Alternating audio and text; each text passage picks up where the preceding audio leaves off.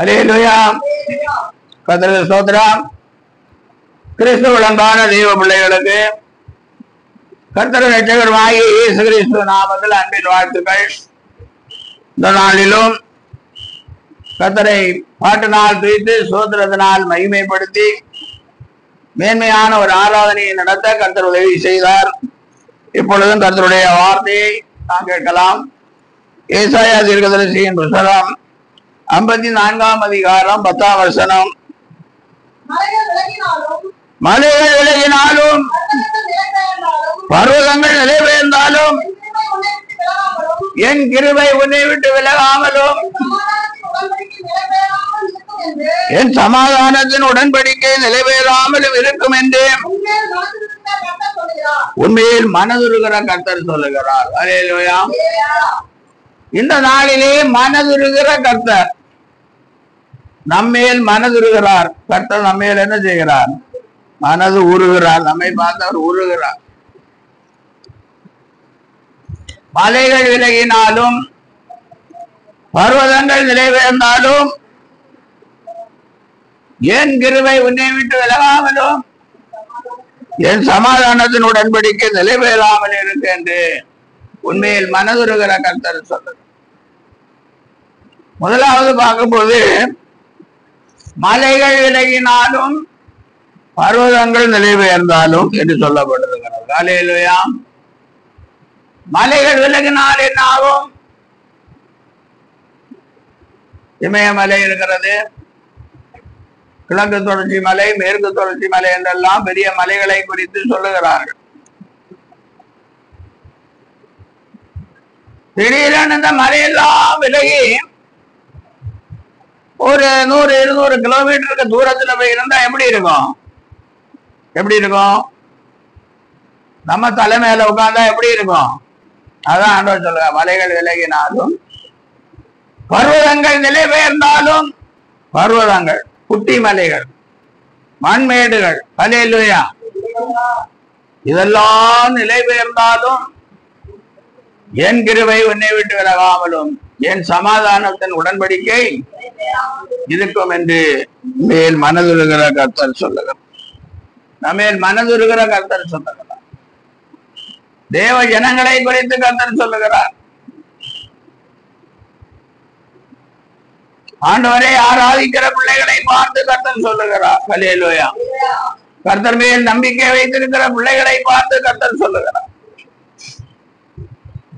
கர்த்தருடைய பாதத்திலே அமர்ந்திருக்கிற பிள்ளைகளை பார்த்து சொல்லுகிறார். மலைகள் விலகினாலும் பர்வதங்கள் நிறைவேறினாலும் என் கிருபை உன்னை விட்டு விலகாமலும் சமாதானத்தின் உடன்படிக்கை நிலைபெறாமலும் இருக்கிறது. கிருபையை குறித்து நாம் பார்க்கும் போது ஒரு சின்ன விளக்கம். 2 கொரிந்தியர் 12ஆம் அதிகாரம் 7ஆம் வசனத்திலே நாம் வாசிக்கும் போது 2 கொரிந்தியர் அன்றியும்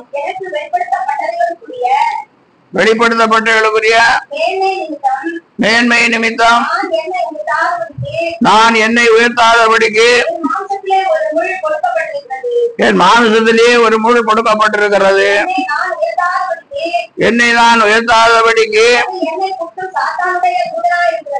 அது என்னை குட்டும் சாத்தானுடைய தூதனாய் இருக்கிறது. அது என்னை விட்டு நீங்கும்படிக்கு நான் 3 தரம் கர்த்தரிடத்தில் வேண்டிக் கொண்டேன். அதற்கு அவர் என் கிருபை உனக்கு போதும், பலவீனத்திலே என் பலன் பூரணமாய் விளங்கும் என்றார். அல்லேலூயா. பவுல் ஒரு வாலிபனாயிருந்த காலத்துல அவர் கமாலியேலின் பாதத்தருகே கல்வி கற்றவர் என்றும், அவர் நல்ல ஒரு பெரிய பிரபுக்கள் குடும்பத்தை சேர்ந்தவர் என்றும் வேதம் சொல்லுகிறார்.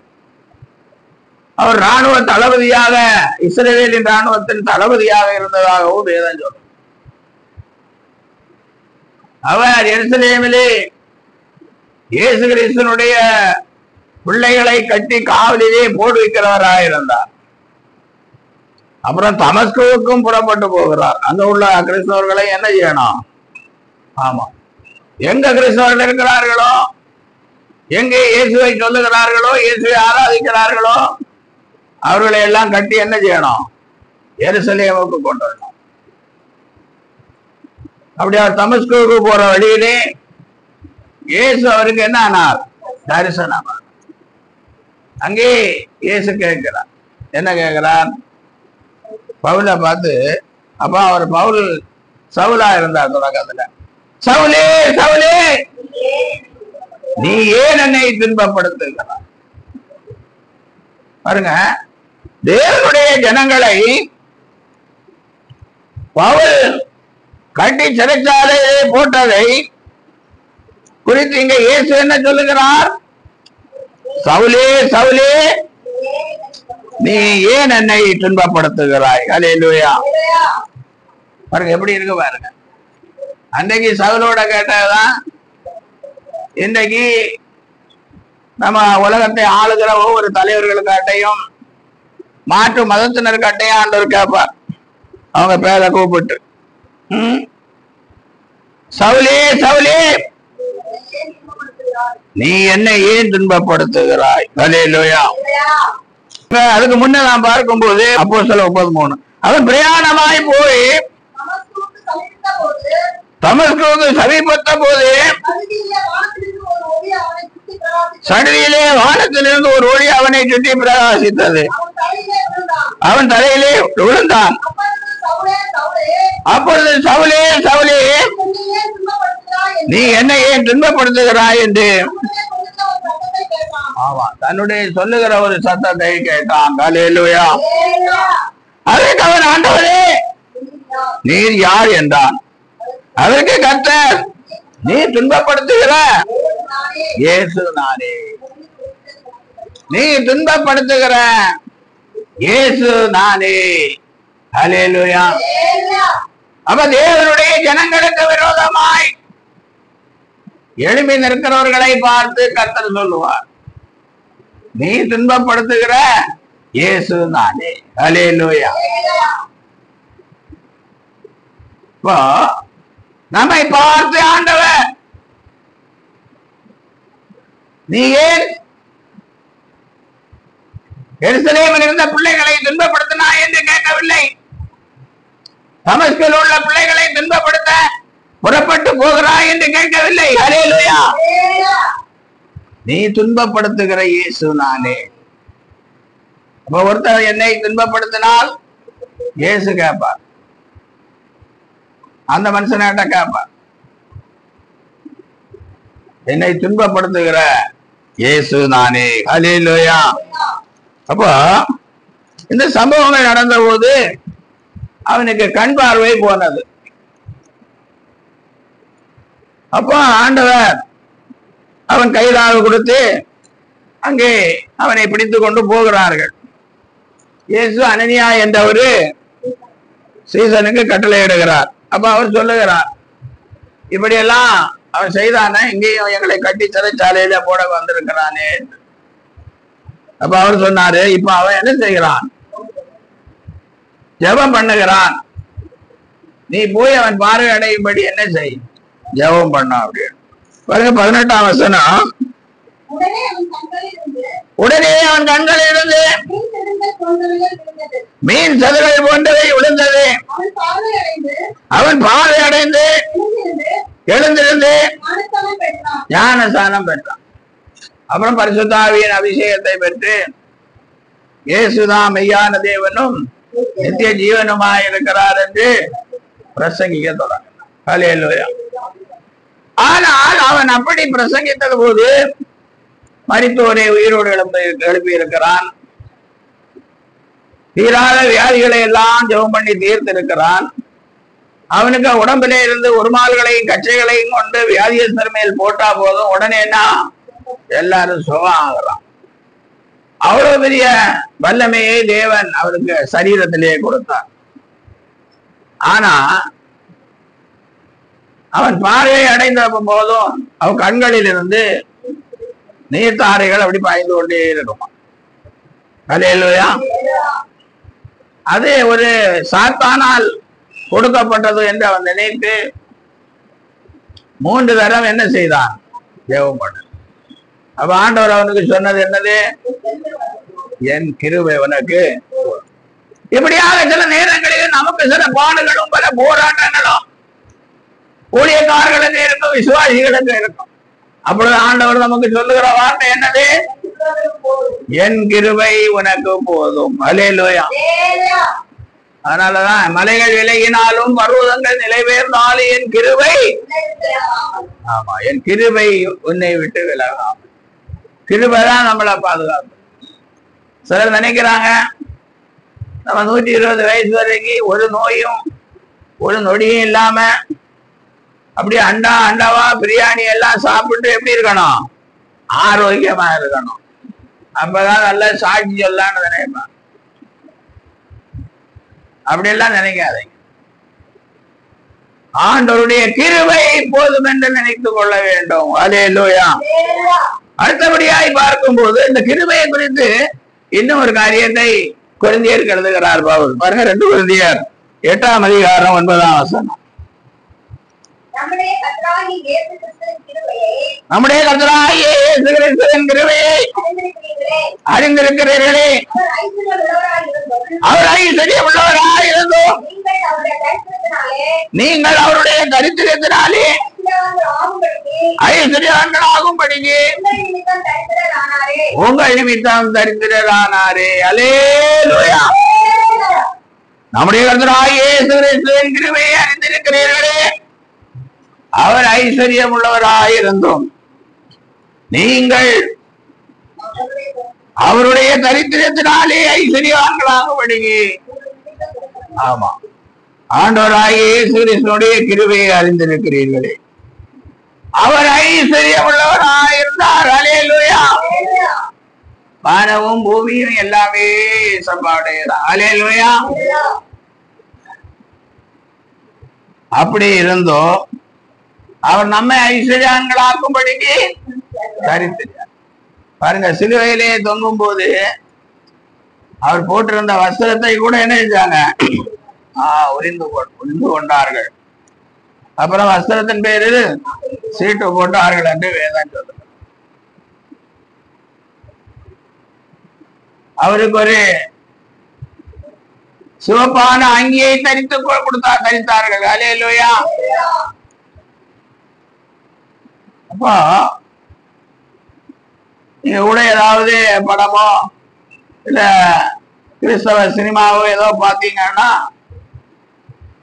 அவருடைய இடுப்பிலே ஒரு சின்ன துணிதான் கட்டுனதா இருக்கும். அல்லேலூயா. அது எதுக்காக? நமக்கு பார்த்தா கஷ்டமா இருக்கும். நம்முடைய ஆண்டவர் இப்படி இருக்கிறாருன்னு மற்றவங்களுக்கு சொல்லியது கூட வேதனையா இருக்கு. அல்லேலூயா.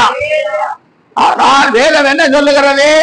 கர்த்தருடைய கிருபை, நம்முடைய கர்த்தராகிய இயேசு கிறிஸ்துவின் கிருபையை அறிந்திருக்கிறீர்களே. அவர் ஐஸ்வர்யம் உள்ளவராயிருந்தோம் நீங்கள் அவருடைய தரித்திரத்தினாலே ஐஸ்வர்யங்களாக்கும்படிக்கு உங்கள் நிமித்தம் தரித்திரம். இதை குறிச்சு வச்சுங்க. இந்த வசனத்தை இதை சொல்லி சொல்லி ஜெபம் பண்ணணும். ஐஸ்வர்யங்களாகணும், கடன் தீரணும், பிரச்சனை தீரணும். நான் இப்ப குறைவா இருக்கிறேனே, எனக்கு நிறைய வேணும் என்று நினைக்கிறவங்க எல்லாம் இந்த வசனத்தை மனப்பாடம் சொல்லி வச்சு என்ன செய்யணும்? ஜெபம் பண்ணணும். நம்மை ஐஸ்வர்யவான்களாக்கும்படிக்கு அவர் தரித்திரரானார். அல்லேலூயா. நான் இந்த வசனத்தை எவ்வளவோ வருஷ காலம் சொல்லி சொல்லி என்ன செஞ்சேன்? ஜெபம் பண்ணேன். ஒண்ணுமில்லாமையில் இருந்தும் கர்த்தர் என்ன செய்து வைத்திருக்கிறார்? ஆசீர்வாதமாய் வைத்திருக்கிறார். அல்லேலூயா. அதை ஒரு மறக்க கூட. என்னை ஆசீர்வாதமாய் வைத்திருக்கிறார் என்று ஏன் சொல்லுகிறேன்? பெருமைக்காக சொல்லவில்லை. அல்லேலூயா. நீங்களும் இந்த வசனத்தை சொல்லி ஜெபம் பண்ணி என்ன செய்யணும்? ஆசீர்வாதத்தை சோதரித்து கொள்ளணும். பிரசங்கி சொல்லும் போது பிரசங்கி 7ஆம் அதிகாரம் 29ஆம் வசனத்திலே இப்படியாய் சொல்லப்பட்டிருக்கிறது.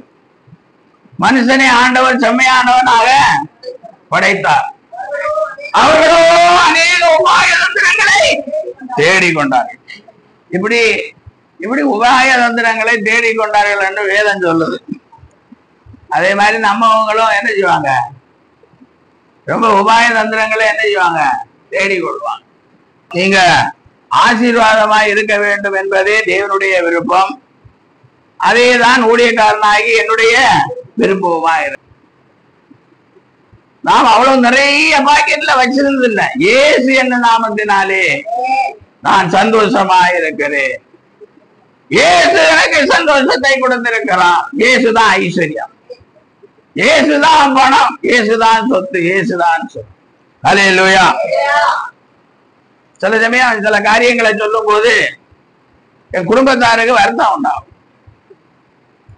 நாங்க பெருசாவை பொண்ணு பார்க்க போய் பொண்ணு பிடிச்சது. அவங்க வீடு ரொம்ப பெருசா இருக்குது. அப்ப நாங்க அவங்க அப்பா கிட்ட சொன்னேன், என்ன சொன்னேன், நாங்க எல்லாம் சின்ன வீடு தான் எங்களுக்கு இருக்குது, இவ்வளவு பெரிய சைஸ்ல என்ன இல்லை, வீடெல்லாம் இல்லை. பெரிய பங்களா வீட்டுல வாழ்ந்தவங்களுக்கு சின்ன வீட்டுல வாழ்றதுக்கு எப்படி இருக்கும்? அதனாலதான் சொன்னேன். அதுலயும் நாங்க எத்தனையோ பொண்ணுங்களை பார்த்து அப்பா அம்மா ஒத்துக்கொண்டா கூட பொம்பளைங்க என்ன செய்யல, ஒத்துக்கல. அதனால அதை சொன்னேன். ஆனா அவரு என்ன சொன்னாருன்னு, என்ன அதெல்லாம் எங்களுக்கு, ஆமா அதெல்லாம் எங்களுக்கு ஒண்ணும் முக்கியமே இல்லைன்னு சொன்னார். கர்த்தருக்கு சோதரம். அது இந்நாள் வரைக்கும் நாங்கள் சந்தோஷமாகவும் இருக்கிறோம், ஒருவருக்கொருவர் மன மகிழ்ச்சியாகவும் இருக்கிறோம். அல்லேலூயா. ஏன்னா சொல்லணும் இல்ல, இல்லைன்னா இங்க வந்து பார்த்ததுக்கு அப்புறம் இது வீடு நம்ம வீட்டுக்கு பாதி கூட இருக்காது அப்படின்னு நினைச்சு நாங்க போய் சொல்றோம். வீட்டுல போய் எல்லாரையும் கேட்டு சொல்றோம்னா என்ன ஆகும்? நம்ம கொஞ்சம் மனசுக்கு சங்கடம் தானே. அதனாலதான் அதை சொன்னது. கர்த்தருக்கு சோதரம். நமக்கு கர்த்தர் கொடுத்த இடம் சின்னதா இருந்தாலும் கர்த்தர் கொடுத்த ஐஸ்வர்யம் பெரிதா இருக்கிறது.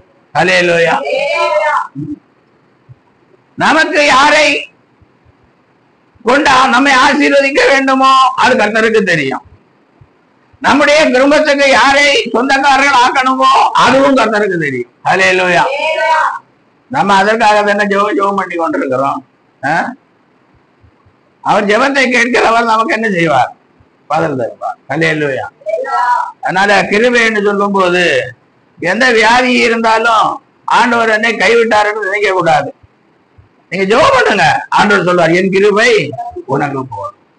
அதே மாதிரி காசு பணம் இல்லாம ஐயோ தரித்திரியனா இருக்கிறேனே என்று நினைச்சு துக்கப்படுகிறவர்களுக்கு சொல்றேன் இந்த வசனம், நம்முடைய கர்த்தராகிய இயேசு கிறிஸ்துவின் கிருபையை அறிந்திருக்கிறீர்களே, ஐஸ்வர்யம் உள்ளவராயிருந்தும் அவருடைய தரித்திரத்தினாலே ஐஸ்வர்யம் ஆகும்படிக்கு நமக்காக தரித்திரியரானார். அல்லேலூயா. அதனால நம்ம தரித்திரியர் இல்ல, ஐஸ்வர்யவான்கள். அல்லேலூயா. ஆண்டவரே இயேசுவே என்னை நீர் ஐஸ்வர்யனாய் வைத்திருக்கிறதற்காக சோதரான்னு சொல்றான். பிரச்சனையும் சொல்லுங்க, காசு வேணும், பணம் வேணும், வீடு வேணும், அதெல்லாம் கூட சொல்லிட்டு என்ன சொல்லணும்? என்னை ஐஸ்வர்யவானாய் வைத்திருக்கிறதற்காக சோதரம். ஏன்னா ஐஸ்வர்யம் கனவும் உமாலே வருகிறது. தேவரே சகலத்தையும் ஆளுகிறவர். அல்லேலூயா. ஐஸ்வர்யத்தையும் கனத்தையும் எல்லாவற்றையும் ஆளுகிறவர் நம்முடைய இயேசு. அல்லேலூயா. எவரையும் மேன்மைப்படுத்தவும் பலப்படுத்தவும் உம்முடைய கரத்தினாலேயா, இயேசுவின் கரத்தினாலேயா. அல்லேலூயா.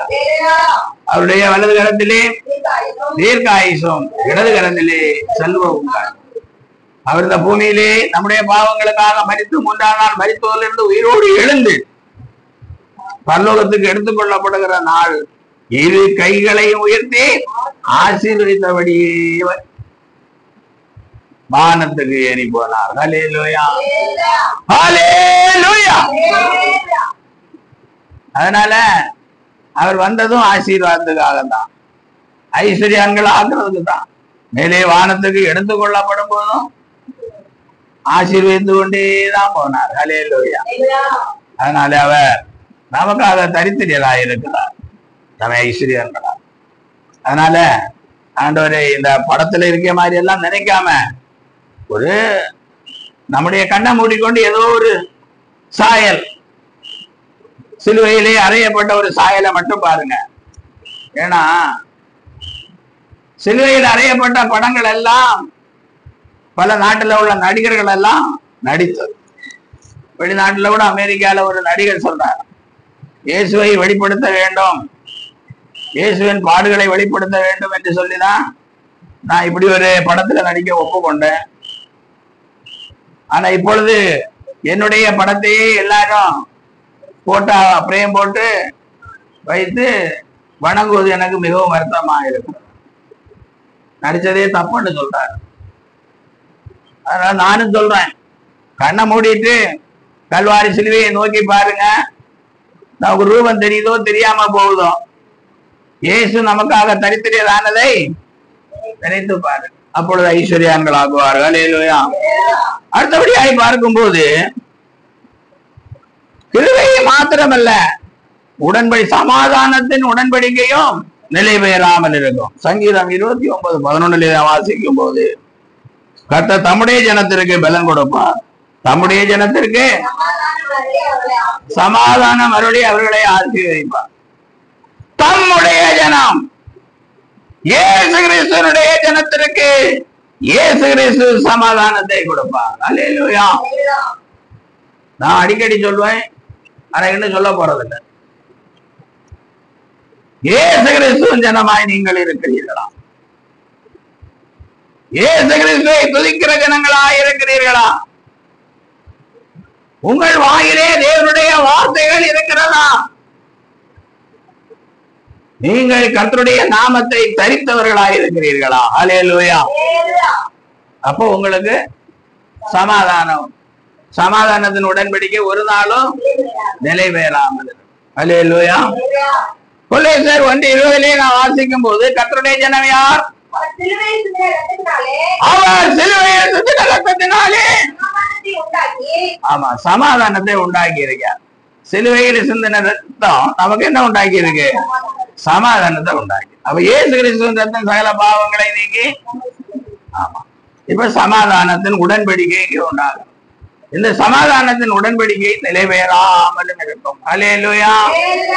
என்று உங்கள் மேல் மனதுருகிற கர்த்தர் சொல்லுகிறார். அல்லேலூயா.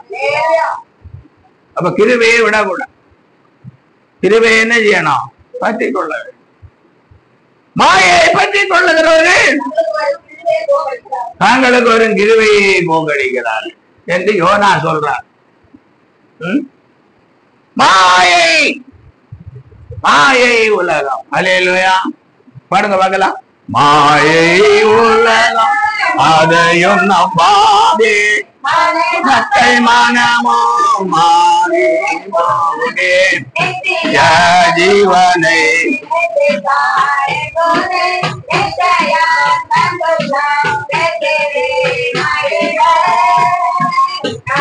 கையோடு வந்திடுவாய், கையோடு வந்திடுவாய்.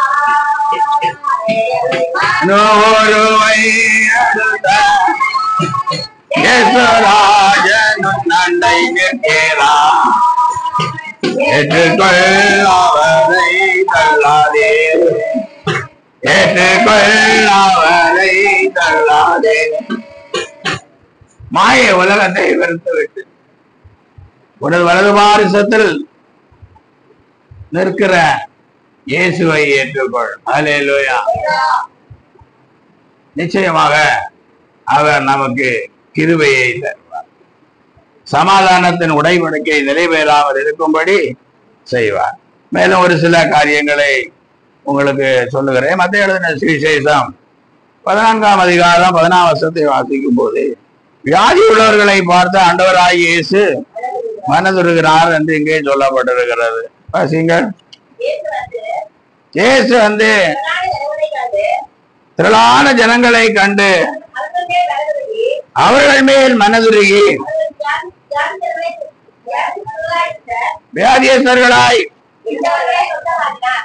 வியாதியஸ்தராய் இருந்தவர்களை சுத்தமாக்கினார். அல்லேலூயா. இயேசு வந்து திரளான ஜனங்களை கண்டு அவர்கள் மேல் மனதுருகி அவர்களே வியாதியஸ்தர்களாயிருந்தவர்களை ஆவான்.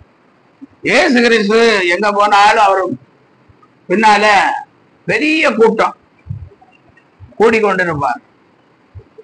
அவர் தேவராஜ்யத்தினுடைய காரியங்களை ஊமைகளாய் உபதேசிப்பார். 2-3 நாட்கள் அப்படியே உபதேசத்தை கேட்டு கொண்டிருப்பார்கள். அப்புறம் சீசர்கள் காட்ட சொல்வார். இவர்கள் என்னிடத்துல தங்கியிருந்து 3 நாள் ஆகிறது. இப்ப இப்படியே விட்டா வழியில என்ன செய்வாங்க? சோர்ந்து போவார். வழியில சோர்வு வந்து, ஏன்னா இயேசு கிறிஸ்துவின் முகத்தின் வெளிச்சத்தில் அவர்களுக்கு என்ன வராது? சோர்வு வராது, பசியும் வராது, ஒரு பிரச்சனையும் வராது. அது பரலோக ராஜ்யம் எப்படி இருக்கும்னு உள்ளதுக்கு இதையும் ஒரு ஊமையா நம்ம எடுத்துக்கலாம். அல்லேலூயா. ஆனால் இயேசு அவரை விட்டு அவர்கள் உங்கள் ஊருக்கு போகும்போது வழியில என்ன செய்வாங்க? சோர்ந்து. அப்படி வந்த ஜனங்களை பார்த்து ஆண்டவர் என்ன செய்கிறார்? மனதுருகி அவர்களில் வியாதியஸ்தராய் இருந்தவர்களுக்கு சுகத்தை கொடுக்கிறார். அல்லேலூயா. அப்போ இயேசு கிறிஸ்து உலகத்திலே ஊழியம் செய்த நாட்களிலே மனதுருகி வியாதியா இருந்தவர்களை, வியாதியஸ்தர்களை ஆண்டவர் அற்பமாய் நினைக்கவில்லை. வியாதியஸ்தர்களை பார்த்து மனதுருகிறார். அது மாத்திரமல்ல, அவர்களை என்ன செய்கிறார்? சுகப்படுத்துகிறார். அவர்களை சுகப்படுத்துகிறார். அல்லேலூயா. பாருங்க, அதே மத்தேயு 20ஆம் அதிகாரம் 34ஆம் வசனம் வேதமாக இயேசு மனதுருகி அவர்கள் கண்களை தொட்டார். உடனே அவர்கள் பார்வையடைந்து அவருக்கு பின் சென்றார். இயேசு மனதுருகி குருடர்களின் கண்களை தொட்டார். உடனே அவர்கள் பார்வையடைந்து அவருக்கு பின் சென்றார்கள். அல்லேலூயா. இன்றைக்கு எவ்வளவு பேருக்கு ஆண்டவர் சுகம் கொடுக்கத்தான் செய்கிறார்.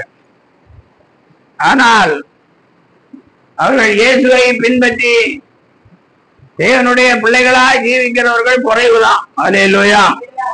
தொடர்ந்து பாருங்க, மார்க்கு 1ஆம் அதிகாரம் 41ஆம் வசனம். இயேசு மனதுருகி கையை நீட்டி அவரை தொட்டு எனக்கு சித்தம் உண்டு, சுத்தமாகு என்றார். இப்படி அவர் சொன்ன உடனே குஷ்டரோகம் அவனை விட்டு, ஆமா, குஷ்டரோகி வருவான். அவன் ஆண்டவர்கிட்ட வந்து உமக்கு சித்தம் உண்டு என்றால் என்ன என்ன செய்யும்? சுத்தமா. ஏன்னா குஷ்டரோகிகளை அந்த காலத்திலேயும் சரி இந்த காலத்திலேயும் சரி பார்த்தாலே எல்லாருக்கும் ஒரு கஷ்டமா தான் இருக்கும். அல்லேலூயா. ஏதாவது பிச்சை எடுக்கிற குஷ்டரோகிகளா பார்த்து ஏதோ உதவி செய்கிறதா இருந்தா கூட கொஞ்சம் அவங்க கைக்கும் நம்ம கைக்கும் கொஞ்சம் டிஸ்டன்ஸ் என்ன செய்வோம்? கடைபிடிப்போம். அல்லேலூயா. அப்படிதானே?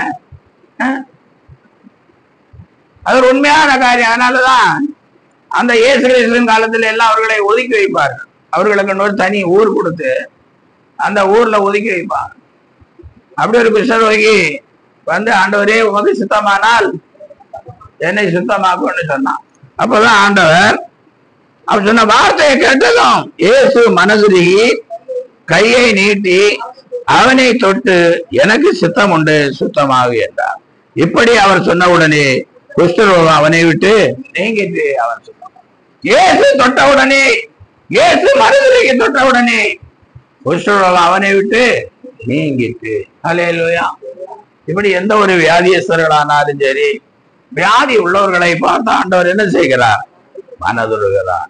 அடுத்தபடியாய் பார்க்கும் போது பிசாசினால் சோதிக்கப்பட்டவர்களை பார்த்து ஆண்டவர் மனதுருகிறார் என்று வேதம் சொல்லுகிறது. லூக்கா எழுதின சுவிசேஷம் 13ஆம் அதிகாரம் 10ஆம் வசனம். ஒரு ஓய்வு நாளில்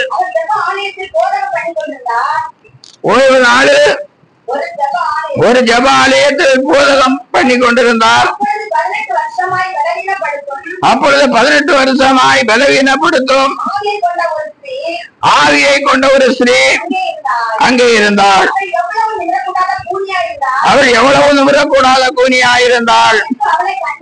இயேசு அவளை கண்டு தம்மிடத்தில் அழைத்து, ஸ்திரீயே,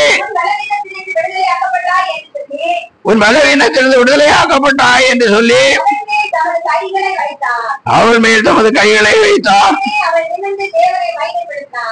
உடனே அவள் நிமிர்ந்து தேவனை, ஆமா, இங்க ஒரு ஸ்திரீ இயேசு கிறிஸ்து உபதேசம் பண்ணி கொண்டிருந்தார் என்று சொல்லப்பட்டிருக்கிறது. அங்கே இருந்த அந்த ஸ்திரீக்கு அந்த ஸ்திரீயை குறித்து சொல்லும் போது 18 வருஷமாய் பலவீனப்படுத்தும் ஆவியை கொண்ட ஒரு ஸ்திரீ அங்கே 18 வருஷம் பிசாசு உபத்திரவப்படுத்தி கொண்டே இருந்தது. அதனால அவ பிசாசுக தொந்தரவுனால என்ன ஆயிட்டான்? கூனியா ஆயிட்டான், கூனி போயிட்டான். இப்ப வாழ்க்கையில கஷ்டங்கள் வரும்போது, அந்த பண கஷ்டங்கள் வரும்போது, வியாதி பிரச்சனைகள் வரும்போது, அநேக பெரிய மனுஷர்கள் கூட கூனி குறுகி போயிடுவாங்கன்னு சொல்லுவாங்க. ஹல்லேலூயா. ஆனா அவங்க கூனி பூன மாட்டாங்க. ஆனா பேச்சுல சொல்லுவாங்க அவங்க கூனி போயிட்டாங்க. எப்படி இருந்தா அந்த மனுஷன் வியாதி வந்ததுல கூனி போயிட்டான் அப்படின்னு, அதாவது வெட்கப்பட்டு போனான்னு அர்த்தம். ஹல்லேலூயா. இங்க இந்த ஸ்திரீ 18 வருஷமாய் பலவீனப்படுத்தும் ஆவியை கொண்ட ஒரு ஸ்திரீ அங்கே இருந்தார். எவ்வளவு கொஞ்சம் கூட அவன் என்ன செய்ய முடியாது, நுகரம். ஆனாலும் தேவாலயத்திலே இருந்தாள். ஹல்லேலூயா. பாருங்க 14வது வசனம் எப்படியாய் சொல்லுகிறது, இதோ சாத்தான் 18 வருஷமாய் கட்டியிருந்த ஆபிரகாமின் குமாரத்தி ஆகிய இவளை ஓய்வு நாளில் இந்த கட்டுகள் அவிழ்த்திட வேண்டியதில்லையா என்றார். ஹல்லேலூயா. யார் அவள்? ஆபிரகாமின் குமாரன். ஆபிரகாமின் குமாரத்தி ஆனதுனாலதான் ஆலயத்துக்கு போவார். இன்னைக்கு என்னன்னு சொன்னா, கொஞ்சோண்டு உடம்பு சரியில்லைன்னா கூட பெரிய வியாதியஸ்தர்களை மாதிரி ஆலயத்துக்கு வர்றதில்லை. ஹல்லேலூயா. அந்த காலம் பஸ்ஸும் கிடையாது, காரும் கிடையாது. இந்த மகள் எவ்வளவு தூரம் அந்த கூனி நடந்து வந்தாலோ தெரியல. அதுவும் 1-2 நாள் இல்ல. ஹல்லேலூயா. 18 வருஷம் கூனி எங்க வந்திருக்கிறான்? சபைக்கு. சிலர் சபை கூடி எழுதலை விட்டு விடுகிறது போல நாமும் விட்டு விடாமல் இருக்க வேண்டும். ஹல்லேலூயா. சின்ன சின்ன காரியம் எல்லாம் சாகு போக சொல்லும். இந்த அம்மா சாகு போக சொல்லி இயேசு கிறிஸ்து வந்த அந்த நாளுல அந்த அம்மா இல்லாதிருந்தா அந்த அம்மாவை பற்றி பைபிள்ல எழுதியிருக்கவும் மாட்டாங்க. அந்த அம்மா சாவுறது வரைக்கும் கூனிதான் சாகணும், கூனிதான் சாகணும். ஆனா ஆலயத்துக்கு வந்ததுனாலதான் பெரிய ஆசீர்வாதத்தை பெற்றுக் கொண்டாள். ஹல்லேலூயா. ஹல்லேலூயா. இன்னும் பாருங்க, மார்க் 9ஆம் அதிகாரம் 17ஆம் வசனம். அப்பொழுது ஜனக்கூட்டத்தில் ஒருவன் அவரை நோக்கி, ஊமையான ஒரு ஆவி பிடித்த என்னுடைய மகனை உம்மிடத்தில் கொண்டு வந்தேன். அது அவனை எங்கே பிடித்தாலும் அங்கே அவனை அலக்கழிக்கிறது. அப்பொழுது அவன் துறை தள்ளி பல்லை கடித்து சோர்ந்து போகிறான். அதை துரைத்து விடும்படி உம்முடைய சீசரிடத்தில் கேட்டேன், அவர்களால் கூடாமல் போயிட்டு. அல்லேலூயா. அவன் இயேசுவின் இடத்துலதான் கொண்டு வந்தான். ஆனா சீசர்களை பார்த்ததும் அந்த பிசாசை துரத்தி விடக்கு சொன்னான். அல்லேலூயா. ஆனா சீசர்கள் ஜெபம் பண்ண போது என்ன ஆகல, அவங்களுக்கு இயேசு கிறிஸ்து அதை செய்த அறிவை செய்கிறாருன்னு தான் தெரியுமே தவிர அவங்களுக்கு அந்த காலத்துல அந்த நேரத்துல சொந்தமா அதுக்குள்ள வரங்களோ மற்ற அதிகாரமோ கிடைக்கவில்லை. ஹல்லேலூயா. ஆனாலும் ஆண்டவர் அவர்களை பார்த்து என்ன சொல்லுகிறார், விசுவாசம் இல்லாத சந்ததியே, எதுவரைக்கும் நான் உங்களோடு இருப்பேன், எதுவரைக்கும் உங்களிடத்தில் பொறுமையா இருப்பேன். ஹல்லேலூயா. இங்க சொல்றாரு, விசுவாசம் இல்லாத சந்ததியே, எதுவரைக்கும் நான் உங்களோடு இருப்பேன், எதுவரைக்கும் பொறுமையாயிரும். எல்லாம் இயேசுவை தான் நம்பி இருந்தாங்க. எல்லாம் அவர் தான் செய்யணும். சாப்பாடும் அவர் தான் கவனிச்சுக்கணும், ஊழியமும் அவர் தான் கவனிச்சுக்கணும், எல்லா வியாதியஸ்தர்களையும் அவர் தான் என்ன செய்யணும், பார்த்துக்கணும், சுகம் கொடுக்கணும். இப்பதானே நம்ம தலைமை போதகர், உதவி போதகர்களை எல்லாம் நியமிக்கிறது. அப்ப இல்ல. ஹல்லேலூயா. சரி, அப்ப பாருங்க, அடுத்து பாருங்க 23ஆம் வசனம் வாசி. இயேசு அவனை நோக்கி, நீ விசுவாசிக்க கூடுமானால் ஆகும், விசுவாசிக்கிறவனுக்கு எல்லாம் கூடும் என்றார். உடனே பிள்ளையின் தகப்பன், விசுவாசிக்கிறேன் ஆண்டவரே, விசுவாசிக்கிறேன் ஆண்டவரே, விசுவாசிக்கிறேன் ஆண்டவரே, என் அவியோர் விசுவாசம் நீங்கும்படி உதவி செய்யும் என்று வேண்டும் என்று விசுவாசிக்கிறான். ஆனா விசுவாசிக்கிறேன், உண்மை விசுவாசிக்கிறேன், ஆனால் உம்மால் சுகப்படுத்த முடியும் என்று விசுவாசி. இன்னைக்கு நிறைய பேர் அப்படிதான். எத்தனை பேருக்கு ஊழியக்காரர்கள் ஜெபம் பண்றாங்க, நானும் சில அவருக்கு ஜெபம் பண்றது உண்டு. சில நம்பிக்கையோட வருவாங்க, ஜெபம் பண்ணனதும் நல்ல சுகத்தோட போவாங்க. சிலரு நல்ல இயேசுவை தெரிஞ்சவங்களா இருப்பாங்க, நல்லா ஜெபிக்கிறவங்களா இருப்பாங்க. நம்ம ஜெபம் பண்ணா அவங்களுக்கு என்ன ஆகாது? இதே மாதிரிதான், விசுவாசிக்கிறேன் ஆண்டவரே, ஆனால் என்ன அவிசுவாசம் நீங்க. நல்லா ஜெபிப்பாங்க, நல்லா துதிப்பாங்க, சபையில முதன்மையானவங்களா இருப்பாங்க. ஆனா ஜெபம் பண்ணும் என்ன நினைப்பாங்க? பாஸ்ட ஜெபம் பண்ணா எப்படி தீரும், பாஸ்ட ஜெபம் பண்ணா எப்படி தலைவலி தீரும் அப்படின்னு நினைப்பாங்க. அதனால அவங்களுக்கு தீராது. நடக்கிறது அப்படிதான் நிறைய பேருக்கு. யோசித்து பாருங்க. சரி, கர்த்தருக்கு ஸ்தோத்திரம். அப்பொழுது கர்த்தர் தொட்டு அவனை சுகப்படுத்தினதை பார்க்கிறோம். அடுத்தபடியாக பார்க்கும்போது மார்க் 6ஆம் அதிகாரம் 34ஆம் வசனம். இயேசு கரையில் வந்து அநேக ஜனங்களை கண்டு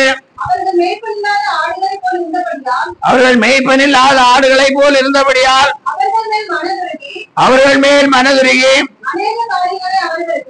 அநேக காரியங்களை அவர்களுக்கு உபதேசிக்க தொடங்கினார். பாருங்க, இயேசு கரையில் வந்து அநேக ஜனங்களை கண்டு அவர்கள் மேய்ப்பனில்லாத ஆடுகளை போல் இருந்தபடியால் அவர்கள் மேல், ஆமா, மேய்ப்பனில்லாத ஆடுகள். இன்னைக்கு கிறிஸ்தவர்களுக்கு மேய்ப்பன் இல்லை. நிறைய பேர் சொல்லுவாங்க, பாஸ்டர்ல எங்க வீட்டுக்கு வந்து ஜெபம் பண்ண மாட்டாரு. அவங்க யார் வருவாங்க? லீடர் வருவாங்களாம். அப்ப லீடர்களுக்காண்ட ஜெபம் பண்ண சொன்னா லீடர்கள் என்ன பண்ணுவாங்க? ஐயோ, நான் வேலையை செஞ்சுட்டு பாஸ்டர் சொன்னதுனால உங்க வீட்டுக்கு ஜெபத்துக்கு வந்த, நான் என்ன செய்யக்கூடாது? தலையில கையெல்லாம் வச்சு ஜெபம் பண்ண கூடாது. இதுல என்ன பிரயோஜனம் இருக்குது? சபை நிறைய ஆள் இருக்கணும்னு நினைக்கிறாங்க. ஆனா அவர்கள் மேய்ப்பனில்லாத ஆடுகளை போல் இருக்கிறார்கள். அல்லேலூயா. நிறைய பேரு டிவி தொலைக்காட்சி பெட்டியில செய்தியை கேட்டுக்கொண்டு பரலோகம் போலான்னு இருக்கிறாங்க. அல்லேலூயா. அதனால ஆண்டவர் அன்னைக்கே மனதுருகிறாரு, இன்னைக்கு என்ன செய்கிறாரு? மேய்ப்பனில்லாத ஆடுகளை போல இருக்கிறதுனால மனதுருகிறார். பாருங்க, மத்தேயு 9ஆம் அதிகாரம் 36-38.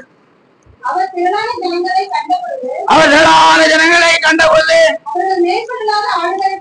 அவர்கள் மேய்ப்பனில்லாத ஆடுகளை போல தோய்ந்து போனவர்களும் சிதறப்பட்டவர்களுமாய் இருந்தபடியால் அவர்கள் மேல் மனதுருகி தம்முடைய சீசர்களை நோக்கி, அறுப்பு மிகுதி, வேலையாட்களோ கொஞ்சம், ஆதலால் அறுப்புக்கு எஜமான் தமது அறுப்புக்கு வேலையாட்களை அனுப்பும்படி. ஆமா, இங்கு மெய்ப்பன் இல்லாத ஆடுகளை போல நிறைய ஜனங்கள் இருக்கிறதா பார்த்ததும் சீசர்களுக்காண்ட சொல்றார். அறுப்பு மிகுதி, வேலையாட்களோ கொஞ்சம். அதனால எஜமான் அறுப்புக்கு வேலையாட்களை அனுப்பும்படி வேண்டிக் கொள்ளுங்கள், வேண்டிக் கொள்ளுங்கள். ஹல்லேலூயா. ஜெபம் பண்ண அங்க மேய்ப்பன் இல்லாத ஆடுகளை பார்த்து மனதுருகி அவர்களுக்கு என்ன பண்ண தொடங்கினார்? அவரே உபதேசம் பண்ண தொடங்கினார். ஹல்லேலூயா. நானே நல்ல மேய்ப்பன், நல்ல மேய்ப்பன் ஆடுகளுக்காக ஜீவனை. அப்போ நல்ல மேய்ப்பனாய் அவர் இருந்தபடியால் அவர் அங்க என்ன பண்ண தொடங்கினார்? உபதேசம் பண்ண தொடங்கினார். அப்ப நல்ல மேய்ப்பன் என்ன பண்ணணும்? உபதேசம் பண்ணணும். மேய்ப்பன் திரளான ஜனங்கள் இருக்கிறார், ஆனா மேய்ப்பன் பொய்யான உபதேசம், கள்ள கிறிஸ்துகள், கள்ள தீர்க்கதரிசிகள், கள்ள அப்போஸ்தலர்களாய் உலகம் நிறைஞ்சிருக்கு.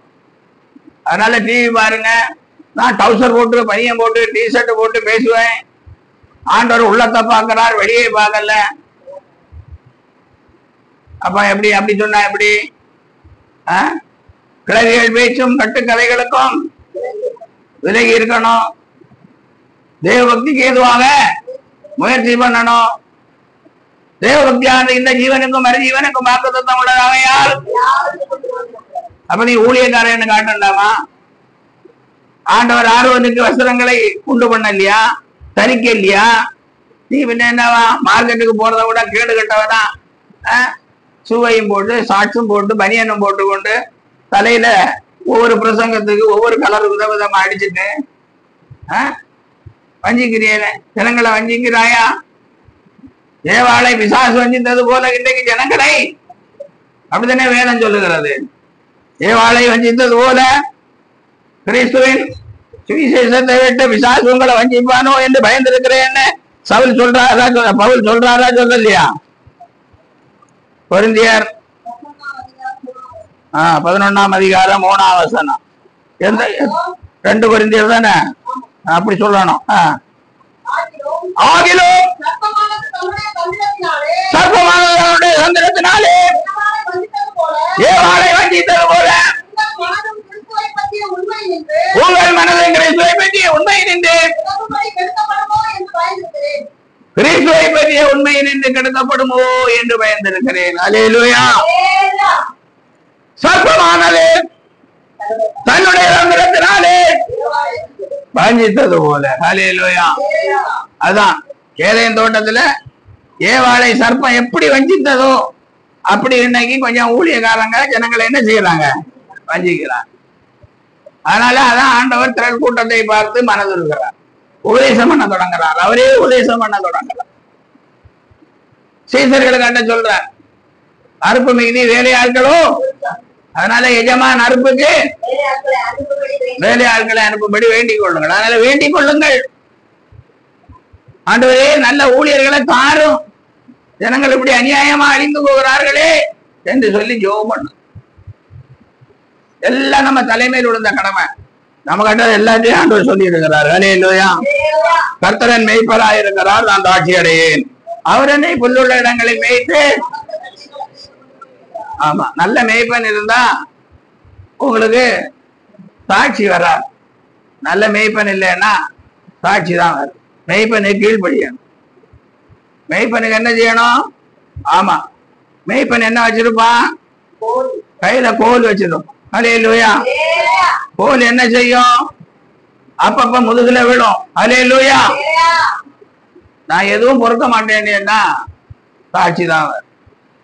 மேய்ப்பன் அடிச்சாலும் உதைச்சாலும் என்ன செய்யணும்?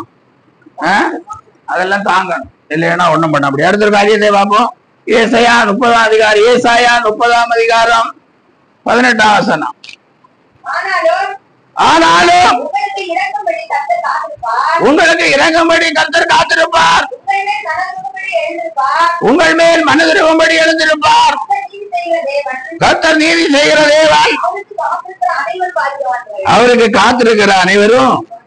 ஆமா, இப்ப என்ன செய்யணும்? கர்த்தருக்கு உங்களுக்கு இறங்கும்படி கர்த்தர், உங்கள் மேல் மனதிருக்கும்படி கர்த்தர் நீதி செய்கிற தேவன், அவருக்கு காத்திருக்கிற அனைவரும். அப்ப நீங்க கர்த்தருக்கு காத்திருக்கிறவர்களாயிருந்தால், கர்த்தாவே நீர் என்னை ஆசீர்வதிக்க வேண்டும் என்ற ஒரு வார்த்தையிலே காத்திருந்தார். கர்த்தாவே நீர் எனக்கு சுதந்திர வேண்டும் என்று கர்த்தர் வாசலே காத்திருந்தால், கர்த்தாவே என் குடும்பத்தை ரட்சிக்க வேண்டும் என்று நீங்கள் கர்த்தர் வாசலே காத்திருந்தால், கர்த்தர் மனதிருக்கும்படி உங்களுக்காக எழுந்திருப்பார். அல்லேலூயா. மனதிருக்கிற தேவன் உங்களுக்காக. ஒருவேளை ஜெபம் பண்ணி புருஷனுக்காக ஜெபம் பண்ணி புருஷனை ரட்சிக்கப்படல, பிள்ளைகளுக்காக ஜெபம் பண்ணி பிள்ளைகளும் ரட்சிக்கப்படல, மனைவிக்காக ஜெபம் பண்ணி மனைவியும் ரட்சிக்கப்படல. இப்படி நிறைய புலம்புற சத்தத்தை நான் கேட்கிறேன். அல்லேலூயா. ஆனா பாருங்க, ஏசாயா 40ஆம் அதிகாரம் 29ஆம் வசனத்திலே நான் வாசிக்கும் போது, ஏசாயா அவர் பலன் கொடுத்து சத்துவம் இல்லாதவனுக்கு சத்துவத்தை பெருக பண்ணுகிறார். இளைஞர் இளைப்படைந்து சோர்ந்து போவார்கள், வாலிபர்கள் இடறி விடுவார்கள். கர்த்தருக்கு காத்திருக்கிறவர்களோ புதுபலன் அடைந்து கழுகளை போல செட்டைகளை அடித்து எழும்புவார்கள். அல்லேலூயா. ஜெபம் பண்ணி சோர்ந்து போகிறவளுக்கு அவர் பலன் கொடுத்து, ஜெபம் பண்ணி பலனே இல்ல அப்படி சொல்லுகிறவர்களுக்கு அவர் சத்துவத்தை பெருக பண்ணுகிறார். இளைஞர் இளைப்படைந்து சோர்ந்து போவார்கள், வாலிபரும் இடறி விழுவார்கள்.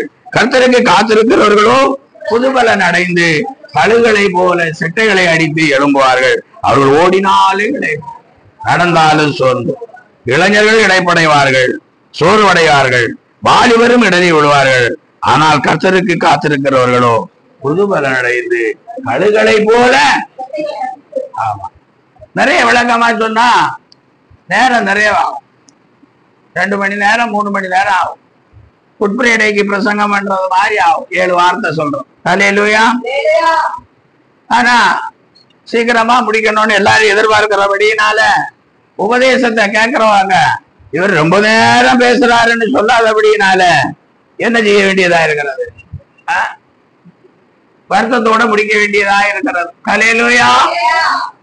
அடுத்தபடியாய் பாருங்க, சங்கீதம் 37ஆம் சங்கீதம் 34ஆம் வசனம். நீ கர்த்தருக்கு காத்திருந்து அவருடைய வழியை கைக்கொள், அப்பொழுது நீ பூமியை சுதந்திரித்துக் கொள்வதற்கு அவர் உன்னை உயர்த்துவார், துன்மார்க்கர் அறுத்துண்டு போவதை நீ காண்பாய். அல்லேலூயா. பாருங்க, இங்க 37ஆம் சங்கீதம் 34ஆம் வசனத்துல இப்படியாய் சொல்லப்பட்டிருக்கிறது, நீ கர்த்தருக்கு காத்திருந்து அவருடைய வழியை கைக்கொள், அப்பொழுது நீ பூமியை சுதந்திரித்துக் கொள்வதற்கு உயர்த்துவார். அப்படி சொல்லிட்டு என்ன சொல்லப்பட்டிருக்கிறது? நீ பூமியை சுதந்திரித்துக் கொள்வதற்கு அவர் உன்னை உயர்த்துவார். ஆனா துன்மார்க்கர் அற்புண்டு போவதை கர்த்தருக்கு காத்திருக்காதவர்கள், ஆண்டுடைய வழியை கை கொள்ளாதவர்கள் எல்லாம் துன்மார்க்கர் தான்.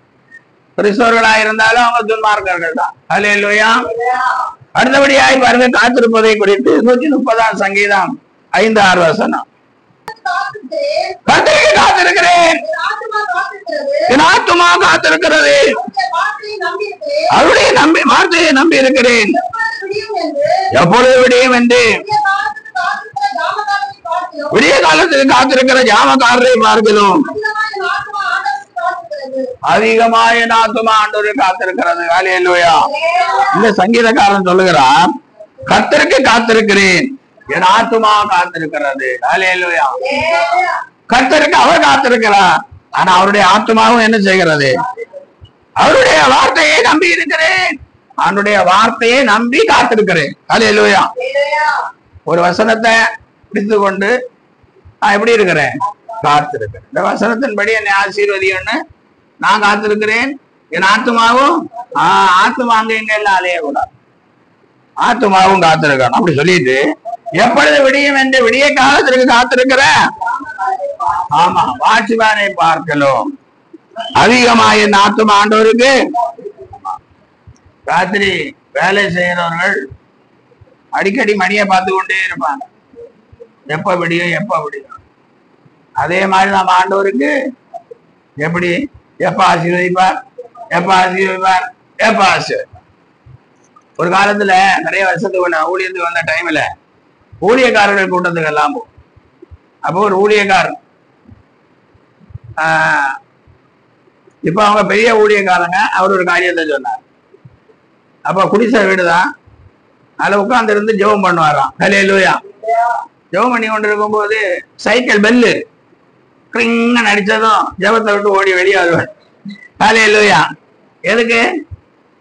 ஏதாவது மணி ஆர்டர் வந்திருக்கும் அப்படின்னு. அவ்வளவு கஷ்டம். ஹல்லேலூயா. அவர் ஜெபம் பண்ணி கொண்டே இருக்கிறார். பெல் அடிச்சது வெளியே வந்து என்ன செய்யறாரு? அப்போ போஸ்ட்மேன் வரலன்னா என்னாச்சு? ஆனா இயேசு கிறிஸ்து போஸ்ட்மேனை போல இல்ல, அவர் நமக்கு உதவி செய்கிற தேவன். ஹல்லேலூயா. அதனால சங்கீதக்காரன் ஒத்தாசை வரும் பர்வதங்களுக்கு நேராக என் கண்களை ஏறெடுக்கிறேன், வானத்தையும் பூமியை உண்டாக்குன கர்த்தரிடத்திலிருந்து ஒத்தாசை வரும்.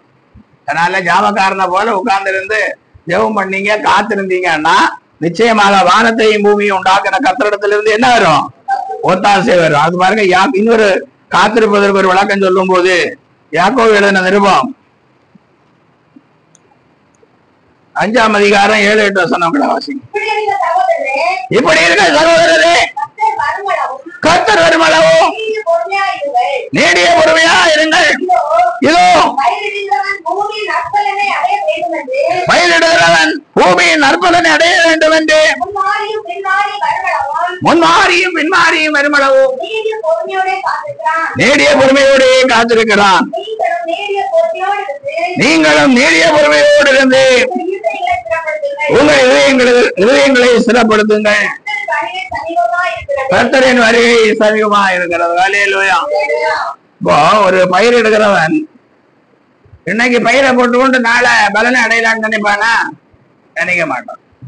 அது 6 மாத பயிர், 3 மாத பயிர், 1 வருட பயிர், 5 வருஷம் பள்ளி பயிர், 10 வருஷம் பயிர் நல்லா இருக்கு. ஹல்லேலூயா. அதே மாதிரி அவன் பயிரை போட்டுட்டு காத்திருக்கிறது போல, பலனுக்கு காத்திருக்கிறது போல நாம எப்படி இருக்க வேண்டும்? பொறுமையோடு ஆண்டுடைய பாதத்துல காத்திருக்கணும். ஹல்லேலூயா. பாருங்க, எபிரேயர்கள் நிருபம் 10ஆம் அதிகாரம் 36ஆம் வசனம். நீங்கள் தேவனுடைய சித்தத்தின்படி செய்து வாக்குத்தத்தம் பண்ணப்பட்டதை பெறும்படிக்கு பொறுமை உங்களுக்கு வேண்டியதா இருக்கிறது. காத்திருக்கிறவங்க எல்லாம் என்ன வேணும்? பொறுமை வேணும். எல்லாம் நானே என்னை பற்றி தான் சில சாட்சிகளை சொல்ல வேண்டியதா இருக்கு. எங்க பையனுக்கு நாங்க ஒரு பக்கம் பொண்ணு பார்த்துட்டு தான் இருக்கிறோம். 24 மணி நேரமும் நிர்மலா ஜெபம், நானும் ஜெபம் பண்ணி கொண்டுதான் இருக்கிறோம். அப்பப்பா சில ஊழியக்காரங்க நண்பர்கள் போன் பண்ணி, என்ன பையனுக்கு கல்யாணம் பண்ணி வைக்கிறத பற்றி நினைக்க இல்லையா, அந்த சிந்தை இல்லையா அப்படின்னு கேட்பான். ஹல்லேலூயா. இல்ல சிபிஐ மாதிரி என்னங்களும் அப்படி ஊழியத்துக்கு என்னங்களும் பிரதிஷ்டை பண்ணி இருக்கிறியா அப்படின்னு நிறைய கேள்வி எல்லாம் கேட்டுக்கொண்டே இருப்பாங்க. ஹல்லேலூயா. அதனாலதான் கர்த்தருக்கு காத்திருக்கிற நமக்கு என்ன வேணும்? பொறுமை. ரொம்ப பொறுமை வேணும்.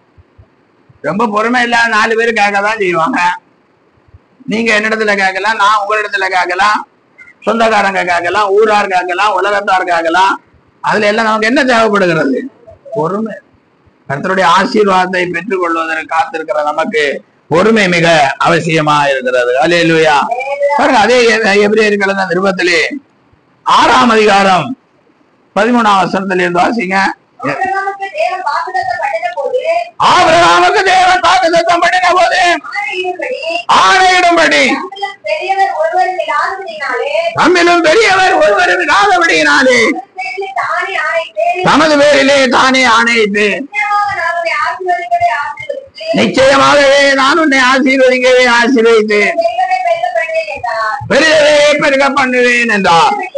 அந்தபடியே அவன் பொறுமையாய் காத்திருந்து வாக்குத்தத்தம் பண்ணப்பட்டதை பெற்றான். ஹல்லேலூயா. ஆபிரகாமை ஆசீர்வதிக்கும் போது தன்னிலும் பெரியவர் யாரும் அங்க இல்ல. ஹல்லேலூயா. அவரே பெரியவர். ஹல்லேலூயா. அதனால அவர் என்ன செஞ்சார்?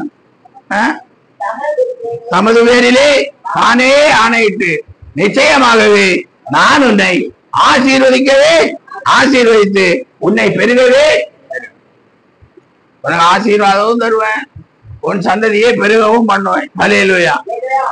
வயசான கணவன் கட்ட சொல்றான். ஆனா அவன் அந்தபடியே அவன் பொறுமையாய் வாக்குத்தத்தம் பண்ணப்பட்டதை பெற்றான். 75 வயசுல வாக்குத்தத்தம் பண்றார். 100 வயசு வரைக்கும் பொறுமையாய் காத்திருக்கிறான்.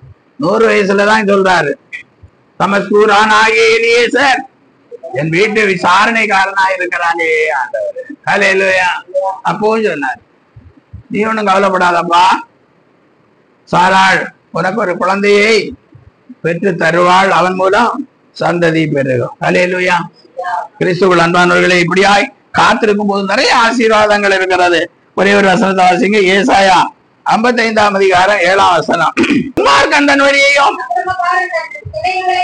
அக்கிரமக்காரன் தன் நினைவுகளையும் விட்டு கர்த்தரிடத்தில் திரும்ப கடவன். அவர் அவன் மேல் மனதிருவார். நம்முடைய தேவனிடத்திற்கே திரும்ப கடவன். அவர் மன்னிக்கிறதற்கு தயவு பெருத்திருக்கிறார். துன்மார்க்கன் தன் வழியையும் அக்கிரமக்காரன் தன் நினைவுகளையும் விட்டு கர்த்தரிடத்தில் திரும்பணும். இன்னைக்கு தேவனுடைய பிள்ளைகள் எல்லாம் பரிசுத்தவான்கள் என்று சொல்ல முடியாது. தேவனுடைய ஊழியர்கள் எல்லாம் பரிசுத்தவான்கள் என்று சொல்ல முடியாது. அதனாலதான் தேவன் இந்த வசனத்தை எழுதியிருக்கிறார். துன்மார்க்கன் தன் வழியையும் அக்கிரமக்காரன் தன் நினைவுகளையும் விட்டு கர்த்தரிடத்தில் திரும்ப கடவன். அவர் அவன் மேல் மனதுருவார். இப்படி சொல்லிட்டு பாருங்க. 10ஆம் வசனம் என்ன சொல்றார்? மாரியும் உறைந்த மழையும் வானத்திலிருந்து இறங்கி அவ்விடத்திற்கு திரும்பாமல் பூமியை நனைத்து அது முளை கிளம்பி விளையும்படி செய்து விதைக்கிறவனுக்கு விதையையும் ருசிக்கிறவனுக்கு ஆகாரத்தையும் கொடுக்கிறது எப்படியோ அப்படியே வாயிலிருந்து புறப்படும் வசனமும் இருக்கும். அது வெறுமையாய் என்னிடத்தில் திரும்பாது, அது நான் விரும்புகிறதை செய்து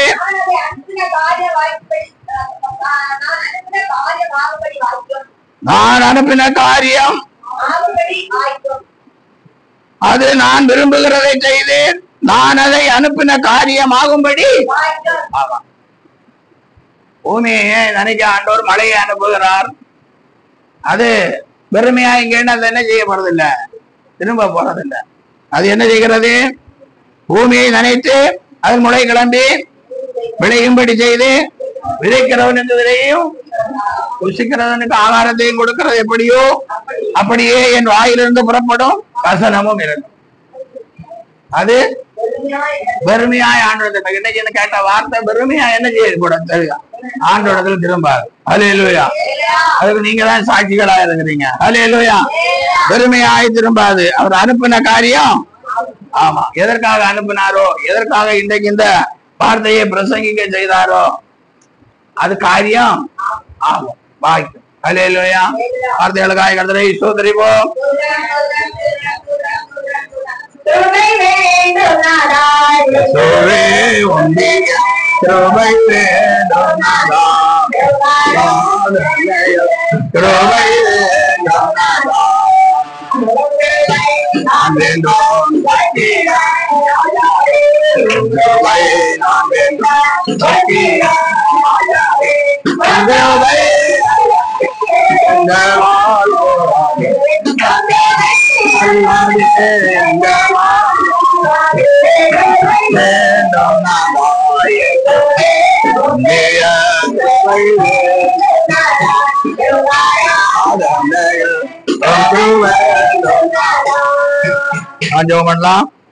அதிகமாய் நேசிக்கிற பரலோகத்தின் தெய்வமே இயேசுவே, ஆசீர்வதிக்கப்பட்ட உயிர்த்தெழுந்த ஆராதனைக்காய் கர்த்தர் கொடுத்த நல்ல வார்த்தைகளுக்காய் ஸ்தோத்திரம். ஆண்டவரே, நீர் மனதிருக்கிற கர்த்தர். அப்பா, மனதிருக்கும்படி நாங்கள் உங்களுடைய பாதத்திலே காத்திருப்பது அவசியம் ஆண்டவரே என்பதை அறிந்து கொண்டோம். உடைய வார்த்தைக்கு காத்திருந்து உடைய பாதத்திலே காத்திருந்து ஆசீர்வாதங்களை பெற்ற நல்ல சாட்சிகளாய் நிலைத்திருக்க கர்த்தர் பிள்ளைகளுக்கு உதவி செய்யும்படி ஜெபிக்க. இந்த வார்த்தையை கேட்கிற பிள்ளைகளுக்கு நல்ல சுகம் தாருங்க, நல்ல பலம் தாருங்க, நல்ல சௌக்கியத்தையும் ஆரோக்கியத்தையும் கட்டளையிடுங்க.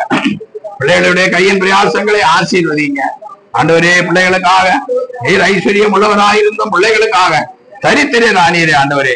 உம்முடைய தரித்திரத்தினாலே உம்முடைய பிள்ளைகள் ஐஸ்வர்யங்களாக கர்த்தர் உதவி செய்வீராக.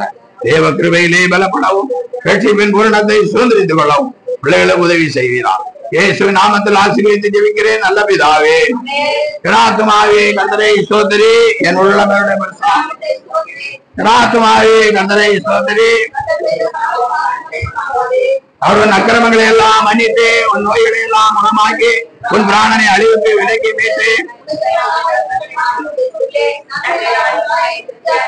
கடலுக்கு சமமாய் உன் வயது திரும்ப வாழ வயது போல் ஒடுக்கப்படுகிற யாருக்கும் கர்த்தர் நீதியையும் நியாயத்தையும் செய்கிறார்.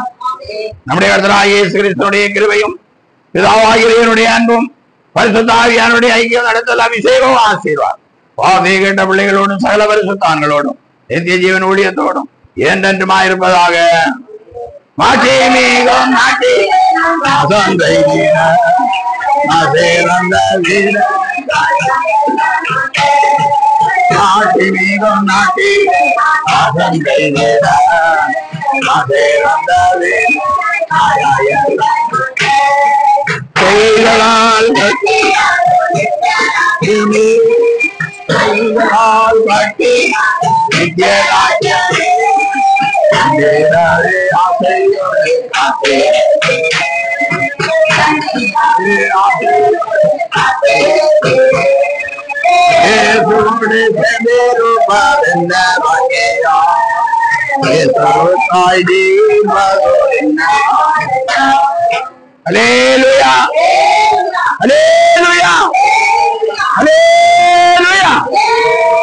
ஆண்டவராகிய இயேசு கிறிஸ்து மனதிருக்கிற தேவன் உங்களை ஆசீர்வதித்து கனப்படுத்தி சாட்சியாய்.